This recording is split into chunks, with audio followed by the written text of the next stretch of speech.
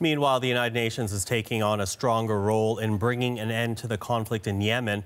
4 years of fighting has created a major famine. There are now reports that peace talks could begin as early as tomorrow. It would be in Sweden. And with that, let's bring in Thomas Dagley. He's following the story for us out of London. So what's the message, Thomas, that we're hearing from the UN today? Well, the main headline today from the United Nations is that it's going to take $4 billion in aid in 2019 just to keep Yemen's government in operation, providing basic services for the people of that country. The message was delivered by the UN's Emergency Relief Coordinator, Mark Lowcock, who I had the chance to speak to. He just returned a couple days ago from Yemen himself. He calls it the site of the world's worst humanitarian crisis right now. And keep in mind, this civil war in Yemen began in 2015, and ever since, Houthi fighters backed by Iran have been locked in a bloody battle with the Saudi-led coalition. The war has killed tens of thousands and left millions of Yemenis on the brink of starvation. Lowcock told me that while in Yemen, he told the government and rebel leaders there that if officials from both sides don't show up and actually engage in peace talks this week, the world is not going to forgive them. Here he is explaining the horror he witnessed on the ground in Yemen.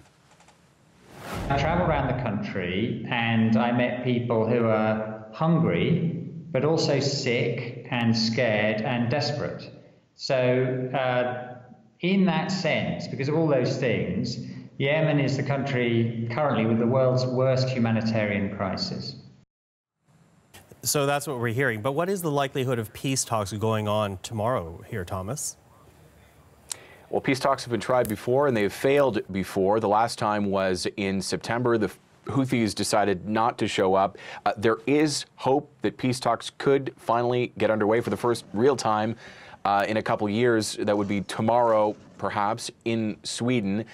Today, there are reports that both sides in this war have agreed to a prisoner swap, each with 1,000 prisoners or more on each side, giving them up to their enemies. This would be perhaps a gesture of goodwill that could finally lead to peace talks beginning tomorrow. But as ever, with anything in this story related to the Yemen's civil war, any good news is to be taken with caution, Michael. Thomas, thank you for that. Thomas Dagley in London.